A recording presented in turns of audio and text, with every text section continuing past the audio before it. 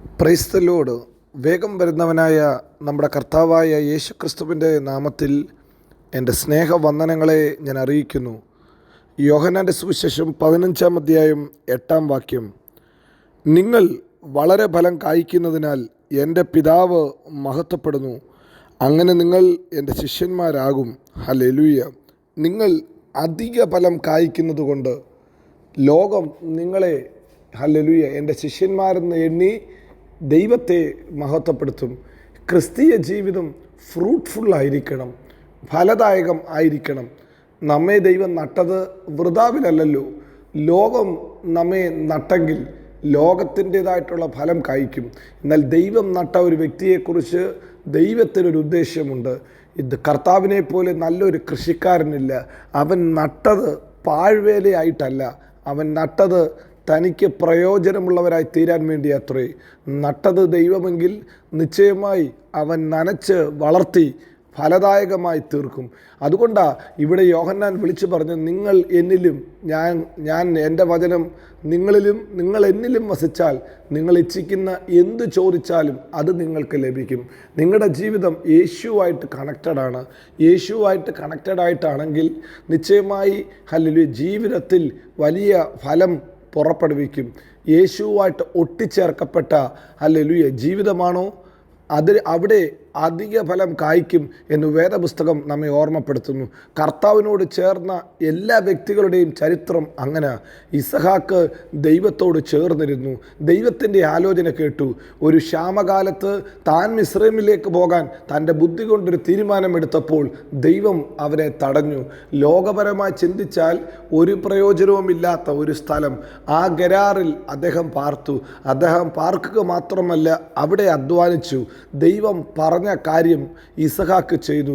ഇസഹാക്ക് ആ ആണ്ടിൽ ദൈവം പറഞ്ഞതനുസരിച്ച് വിതച്ചപ്പോൾ ഹല്ലേലൂയ വലിയ കൊയ്ത്ത് അദ്ദേഹത്തിന് ലഭിച്ചു. 100 മേനി വിളവ് കിട്ടി. താൻ വർദ്ധിച്ച് മഹാധനവാനായി തീർന്നു. ദൈവത്തെ അനുസരിക്കുന്ന ഒരു ദൈവ പൈതലിൻ്റെ പ്രത്യേകത അതാ, അവൻ ഫലദായകമായി തീരും. എവിടെ പോയാലും, ഏത് ദേശത്ത് പോയാലും, ഏത് കാലാവസ്ഥയിലായിരുന്നാലും, ഏത് സാഹചര്യത്തിലായിരുന്നാലും അവൻ്റെ ഫലത്തെ ഇല്ലാതാക്കാൻ ലോകത്തിൻ്റെ ഒരു ശക്തികൾക്കും ഒരു കാലാവസ്ഥയ്ക്കും സാധ്യമല്ല. ഇന്ന് പകൽക്കാലം ഈ വചനം കേൾക്കുന്ന ദൈവത്തിൻ്റെ പൈതലെ, കർത്താവിനോട് നാം കുറേ കൂടെ ഒട്ടി നിൽക്കുമ്പോൾ, പറ്റിച്ചേരുമ്പോൾ നിശ്ചയമായി നമ്മിലൂടെ ഫലം പുറപ്പെടുവിക്കും. നമ്മെ കണ്ടിട്ട് ലോകം തിരിച്ചറിയും നമ്മുടെ കൂടെ ദൈവമുണ്ടെന്ന്. ഹല്ലേലൂയ. ഉൽപ്പത്തി പുസ്തകം 26-ാം അധ്യായത്തിൽ ഹല്ലേലൂയ ഇങ്ങനെയാ അബീമേലെക്ക് പറയുന്നത്, നിൻ്റെ കൂടെ ദൈവം ഉണ്ടെന്ന് ഞങ്ങൾ സ്പഷ്ടമായി കണ്ടു. നിൻ്റെ കൂടെ ദൈവമുണ്ട്, അല്ലെങ്കിൽ ഈ ക്ഷാമകാലത്ത് ഇത്ര വലിയ കൊയ്ത്ത് കിട്ടത്തില്ല, അല്ലെങ്കിൽ ഈ ക്ഷാമകാലത്ത് നിൻ്റെ കൃഷിക്കകത്ത് ഇത്ര വലിയ ഫലം കിട്ടത്തില്ല. ഈ ക്ഷാമകാലത്ത് നിന്നെ പരിപാലിച്ചത് ദൈവമെന്ന് ഞങ്ങൾ സ്പഷ്ടമായി കണ്ടു. എന്നെ കേൾക്കുന്ന കർത്താവിൻ്റെ പ്രിയ പൈതലെ, ഈ ദിവസങ്ങളിൽ കർത്താവിനോട് ചേർന്നിരുന്നാട്ട്, കർത്താവിനോട് പറ്റിയിരുന്നാട്ട്. കർത്താവിനോട് പറ്റിയിരിക്കുമ്പോൾ നിങ്ങൾ ഫലം കായ്ക്കും. ഫലം കായ്ക്കുമ്പോൾ നിങ്ങളെ കാണുന്നവർ ദൈവത്തെ കാണും, നിങ്ങളെ കേൾക്കുന്നവർ ദൈവത്തെ കേൾക്കും. നിങ്ങൾക്കും പറയാൻ അവസരമുണ്ടാകും. ഈ ക്ഷാമകാലത്ത് എങ്ങനെ നടത്തിയെന്ന്, എങ്ങനെ ഇത്ര അനുഗ്രഹിക്കപ്പെട്ടെന്ന് ലോകത്തോട് പറയാൻ നിങ്ങൾക്ക് തരമായി കിട്ടും. ഹല്ലേലൂയ. നോക്ക്, ഹല്ലേലൂയ ഇസഹാക്കിനെ പോലെ തന്നെ പത്രോസിൻ്റെ ഹല്ലേലൂയ ജീവിതവും മറ്റൊന്നല്ല.